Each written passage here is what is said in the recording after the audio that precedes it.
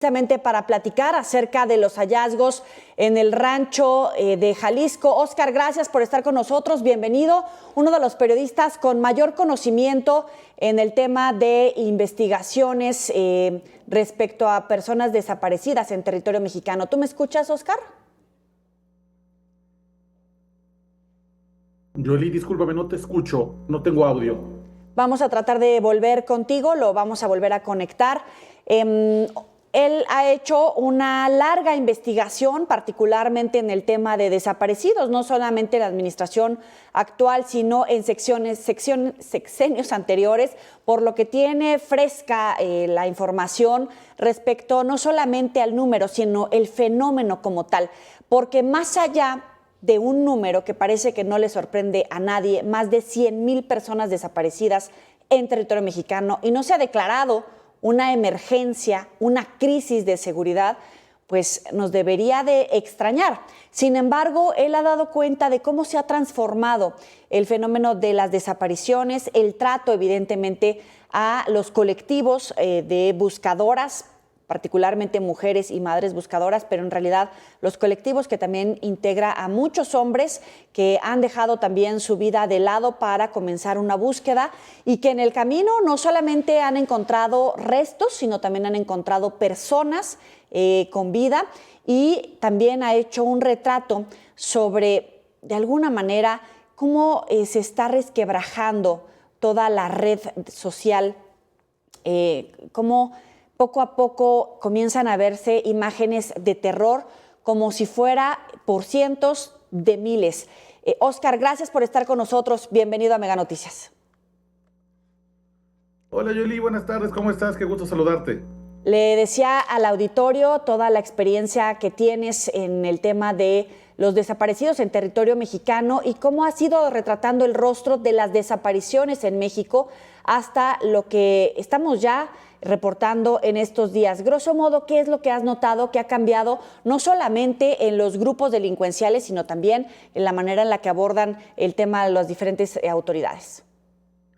Pues mira, hemos visto cómo el crimen organizado se ha ido sofisticando para poder realizar cada vez desapariciones forzadas donde dejen menos rastro y donde la atención sea menos llamativa por parte de las autoridades. En los inicios de la llamada guerra contra el narco, que inició en diciembre de 2006, el crimen organizado hacía uso de una fuerza bruta. Era muy común, por ejemplo, en el norte del país, que llegaran con camionetas donde había algunos muchachos reunidos en una cancha de la colonia, en alguna esquina, y los secuestraban. Y entonces de ese modo se los llevaban a las diestras, los campos de adiestramiento, un poco lo que vimos, lo que pasa en Rancho Izaguirre. Pero después el crimen organizado se dio cuenta que esto generaba distintos problemas. Por un lado, activaba fichas de búsqueda; por otro lado, también dejaba algunos testigos que eran quienes después acusaban que se habían visto que se habían llevado a algunos muchachos, y por supuesto atraía la atención por parte de policías estatales, militares, marinos, que no necesariamente están en control del crimen organizado, que suele tener como su base social a la policía municipal. Entonces lo que hemos visto en los últimos años es que han ido sofisticando estas maneras de hacer reclutamiento. Ya no hacen que el crimen organizado salga a buscar nuevos integrantes, sino que estas personas se integran directamente al crimen organizado. Y lo hacen, por ejemplo, a través de ofertas de trabajo falsas, que resultan que son para guardias de seguridad, supuestamente, o para algún tipo de trabajo en el call center, y lo que hacen es que terminan en centros de reclutamiento forzado. O, por ejemplo, el reclutamiento a través de videojuegos, que es algo que vimos mucho en la pandemia. Perfiles que se conectaban de madrugada cuando estaban los jóvenes, los adolescentes jugando sin la supervisión de los padres, y a partir de que iniciaron una conversación en juegos multijugador en línea, se les hacían ofertas para integrarse a las diestras. Cada vez más el crimen organizado depende de que haya menos fichas de búsqueda, que aparentemente se vaya gente por su voluntad a integrar las filas del crimen organizado, porque esto no calienta las plazas, no genera una atención indeseada por parte del crimen organizado, y además puede hacerse reclutamientos masivos. El resultado, querida Yoli, es lo que vimos en Teochitlán y que seguimos viendo, porque hoy se descubrió otro rancho, otro posible diestra, a solamente 20 minutos del rancho Izaguirre.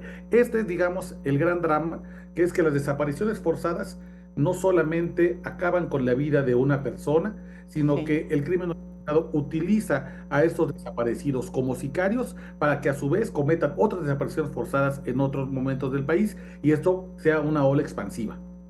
Ahora, tú has estado dándole seguimiento a este caso, nos hacías algunas observaciones interesantes en el proceder de la Fiscalía General de la República, de la visita tan atropellada al rancho, y hoy particularmente el secretario de Seguridad hablaba de que podría ser un campo de reclutamiento forzado, explotación humana, adiestramiento criminal, tortura, asesinato, desaparición, pero eso sí, nunca cruzó por su palabra campo de exterminio. Entre la Fiscalía y la Secretaría ha habido un desajuste de las declaraciones sobre si había restos humanos en ese lugar. ¿A qué le atribuyes que sean tan cuidadosos en evitar ese concepto? Bueno, es un tema de semántica, evidentemente, que también tiene que ver con una campaña de relaciones públicas. La oposición ha utilizado el tema de Rancho Izaguirre para golpear a la presidenta Claudia Sheinbaum y ha dejado de lado a otros actores importantes. Por ejemplo, ¿dónde está la responsabilidad del exgobernador de Jalisco, Enrique Alfaro, que hoy está en Europa preparándose para ser director técnico con tal de cumplir su sueño guajiro de ser el director técnico de las Chivas del Guadalajara? Pero como esa responsabilidad no está en el debate, la de Enrique Alfaro y sí la de la presidenta, entonces hay mucho cuidado justamente de no llamarle campo de exterminio, porque además no nos hemos puesto de acuerdo en cuál es el número que determina exterminio, porque el propio secretario Omar García Harfuch ya reconoció que ahí se asesinaban personas. Los testigos sobrevivientes han dicho que ellos vieron cómo ahí se asesinaban personas, cómo ahí se desaparecían los cuerpos. Las madres han encontrado restos óseos. Entonces, de que ahí se exterminaba gente, de eso no hay ninguna duda. Pero, ¿hasta cuándo le podemos llamar entonces campo de exterminio? ¿A las cuantas muertes? No, ¿a los 100? ¿A los 50? ¿A los 200 ya es un sitio de exterminio? Y este número arbitrario en el cual no nos hemos puesto de acuerdo aún como país es lo que permite que la discusión se vaya por la semántica y no por tres elementos, me parece que son los de fondo, Joely. Por un lado, un tema político. ¿Hasta dónde llega la cooptación del crimen organizado en las policías municipales y en los alcaldes? Que ese es un tema que no se está abordando de manera frontal. Segundo, ¿cuál es la estrategia nacional que tiene el gobierno o que debería tener el gobierno federal para frenar el reclutamiento forzado, especialmente entre niñas, niños y adolescentes, que son los más desechables y los más vulnerables en este tipo de problemáticas? Y tercero, que es una discusión económica. ¿Qué estamos haciendo como país mal? Que tenemos jóvenes que están en las universidades o recién egresados, que debido a que no encuentran oportunidades laborales en su campo de estudio, están yéndose a trabajar como guardias de seguridad o a los call centers por 4,000 pesos, que es un salario de hambre literalmente. Sí. Es decir, todas esas discusiones no las estamos teniendo porque nos estancamos en la discusión sobre si se trata de exterminio o no, simplemente porque no hemos administrado una cifra con la manera en la que digamos, ya, con claridad, esto se trata de exterminio. A mí me parece muy lamentable. Ahora es como una maquila del terror, porque bien mencionas, estábamos hablando del rancho Izaguirre y a unos metros encuentran otro rancho. Y si siguen rascando, seguramente van a encontrar mucho más. Sí, claro, porque esto no estamos hablando del horror de un solo, de una sola propiedad. Este es un sistema de aniquilación, Yoli. Si uno observa, digamos, tuviera una toma cenital desde el aire de cómo está diseñado o cómo diseñaron los perpetradores del mal el rancho Izaguirre, uno se da cuenta que es una maquila, es prácticamente una especie de ensambladora de vehículos que va siguiendo una serie de pasos para que una persona llegue al reclutamiento, sea alimentada, después sea adiestrada y después del adiestramiento sucedan únicamente dos cosas. O sobrevive para volver a ser entrenado al día siguiente hasta que complete todo un cuadro de formación que le permita irse después a otros estados a perpetrar otras desapariciones, o entonces se va por una bifurcación que lo lleva a la tortura, que lo lleva a la muerte, que lo lleva a la desaparición. Y esto, maquinaria perfectamente bien establecida, una especie de secuencia, está, es un método que está imitado en muchos otros ranchos y que forman parte de un circuito de desaparición forzada en Jalisco. En Jalisco ya se sabe perfectamente, por ejemplo, que en la zona de Los Altos hay muchas de estas casas que siguen el mismo patrón. Es un modelito, es una especie como de franquicia del horror que el cártel Jalisco tiene como casa matriz y que va replicando por otros estados. Por supuesto que el Rancho de Izaguirre no es una excepción, no es una rareza. La rareza, lo que vimos, es que hubiera un testigo fotográfico como el de los zapatos, que nos duele terriblemente porque nos remonta primero a las imágenes que vimos en la Segunda Guerra Mundial y segundo, porque dentro de esos zapatos advertimos que había tallas pequeñas que podían pertenecer a niñas y niños. Esa imagen es la que hoy ha permitido que pongamos lo que pasó en Jalisco en el debate público. Pero sin esa imagen seguramente no estaríamos hablando de esta tragedia y sin esa imagen no estamos hablando de muchas otras que están lamentablemente en este país. Sucede en Jalisco, pero sucede en La Bartolina, en Tamaulipas, sucede en Colinas del Sur, en Veracruz, sucede en Patrocinio, Coahuila, y así te puedo decir una gran cantidad de lugares que, si a mí me preguntas, son sitios de exterminio.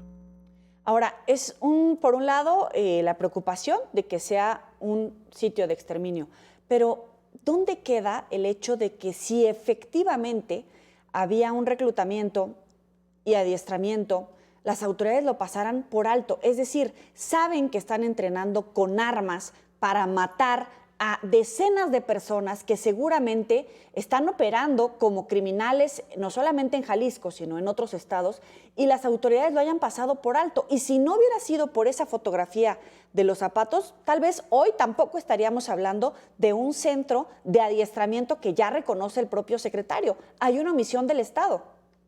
Claro, y lo ha dicho el propio fiscal Alejandro Gertz Manero, no es creíble que las actividades que se llevaran a cabo en ese lugar no fueran percibidas o por las policías municipales o por vecinos que al menos supongo que alguien hizo una llamada anónima para decir, oigan, revisen esta propiedad, algo muy raro está sucediendo, porque no es normal que en estos ranchos, que además está a 40 minutos de Guadalajara, lleguen camionetas con personas. Obviamente muchos de quienes están perpetrando este rancho van armados y entren personas y entren personas y entren personas y no salgan. Y además, si efectivamente se comprueba por los rastros de calor, que ahí también desaparecían los cuerpos, que es lo más probable, es decir, que toda la maquinaria del horror llegara hasta el último eslabón, no es creíble, porque además el rancho de Tochitlán es un rancho que no tiene techo, si está al aire libre por completo, que los olores de los hornos crematorios no llegaran a otros vecinos, a otros propietarios. Ahora que hablamos de la Segunda Guerra Mundial, hay crónicas suficientes para confirmar que cuando se prendían los hornos en Auschwitz, por ejemplo, o en otros campos de concentración, se podía oler a kilómetros la carne humana que era consumida por el fuego. Es muy poco probable que no hayan advertido las autoridades locales. Y si no lo advirtieron, pues hombre, a manos de qué policías o qué investigadores o qué tipo de alcaldes tenemos, que no pueden observar ni siquiera la rareza de un rancho que evidentemente tiene una actividad completamente atípica. Ahora, para concluir, tú escribías en tu cuenta de X, si pueden síganlo, precisamente en X nos va dando cuenta de sus investigaciones y de sus hallazgos. ¿Por qué el Astra dejó la comodidad de Jalisco para esconderse en la Ciudad de México? ¿Tienes respuesta a tu pregunta? No, esa me parece, yo me encantaría hacerle esa pregunta al secretario Omar García Harfuch, porque me parece raro. Yo pensaría que un criminal como el Astra, que es considerado la mano derecha del Sapo, que es uno de los lugartenientes más poderosos que tiene Nemesio Ceguera Cervantes el Mencho, el líder del Cártel de Jalisco Nueva Generación, pues estaría mucho más protegido en Teochitlán y sus alrededores que en la Ciudad de México. Insisto, la Ciudad de México tiene la tasa de policías por cada 100,000 habitantes más alta del país y la policía de aquí, yo quiero pensar que no están cooptadas tan fácilmente como las policías municipales de Jalisco por el Cártel Jalisco. Entonces, a mí me llama mucho la atención que haya elegido la Ciudad de México con todas las 80,000 cámaras que tiene solo la policía. A esas hay que añadir las que tienen los negocios y además las que tienen los domicilios particulares para venir a esconderse. Hay quienes creen que decidió esconderse en la Ciudad de México porque pues, somos una ciudad en la que todos los días hay 21 millones de personas y esa multitud digamos, te ayudaría con el anonimato. Yo me quedo con la duda, no estoy tan seguro, porque si así fuera, pues el Mencho también se estaría escondiendo en la Ciudad de México. Y el Mencho sabemos, al menos por los últimos informes, que está en Jalisco, donde ciertamente goza de una protección institucional muy fuerte. ¿Por qué no se quedó el Astra ahí? ¿Por qué vino a la Ciudad de México donde sabe que no tiene control institucional? Bueno, pues habrá que ver, pero a mí me queda la duda, qué vio en Coajimalpa? ¿Qué apoyos pensó que tendría en Ciudad de México? Que creyó que aquí podía pasar desapercibido. Para concluir rápidamente, ¿qué esperas del informe de la Fiscalía General de la República? Hoy escuchábamos en la conferencia matutina preguntas parecerían sembradas en algunos youtubers, más allá del reporteo profesional de periodistas. Yo espero, sobre todo, me parece que es la gran duda que ha quedado todavía sobre el Rancho Izaguirre. Si ahí realmente había campos crematorios, perdón, hornos crematorios, como lo advirtieron las madres buscadoras desde un inicio, ellas hablaron de 3 a 4, y ¿qué implicaría esto? Porque si podemos entonces comenzar a vislumbrar si efectivamente era un lugar donde ahí se quemaban los cuerpos, ahí se deshacía la información genética para que no conocer nunca la identidad de las personas que ahí estuvieron, pues eso cambia el tema, por supuesto, porque lo vuelve y lo confirma como un sitio de exterminio y obliga a las autoridades a tomar una decisión importante, que es cómo se va a continuar una estrategia reconociendo que esos centros existen. Yo espero que esa sea la primera gran duda que resolvamos. Y sin lugar a dudas, la segunda es cuántos murieron ahí y quiénes murieron ahí. Si con el trabajo es posible, el trabajo genético, el trabajo forense, es posible conocer la identidad de estas víctimas y darle acaso un cierre a muchas familias que hoy no duermen porque se están preguntando si sus hijos, si sus nietos, si sus familiares están ahí, pasaron los últimos días de su vida y en qué condiciones. Y tercero, me parece que el informe debe arrojar elementos tan contundentes que obliguen a que el gobierno mexicano destine ya una buena cantidad de recursos económicos, financieros, materiales y humanos para enfrentar esta crisis, y eso pasa por las medidas que prometió la presidenta Claudia Sheinbaum, como fortalecer la Comisión Nacional de Búsqueda o crear los primeros bancos genéticos en México. Es una locura que a 20 años de que inició la guerra contra el narco, México no sea una potencia de identificación forense. Tendríamos que tener ya esos instrumentos perfectamente aceitados. Los países que están iniciando problemas de violencia como Ecuador tendrían que venir a solicitarnos a nosotros la tecnología que ya hubiéramos construido, pero que se ha negado porque justamente los gobiernos federales no han querido reconocer primero el tema de los desaparecidos como un problema de gravedad nacional y segundo, reunirse con las familias, porque siguen siendo las madres buscadoras, los colectivos, el grupo social más incómodo al poder político de los últimos 15 años. Nos quedamos con eso. Óscar Valderas, gracias por estos minutos para el auditorio de Mega Noticias. Pueden seguirlo en X como Óscar Balmen y bueno, nos vemos la próxima. Gracias a ti por acompañarnos. Buenas noches. Gracias, Jolie. Buenas noches. Saludos a la audiencia. Hasta luego.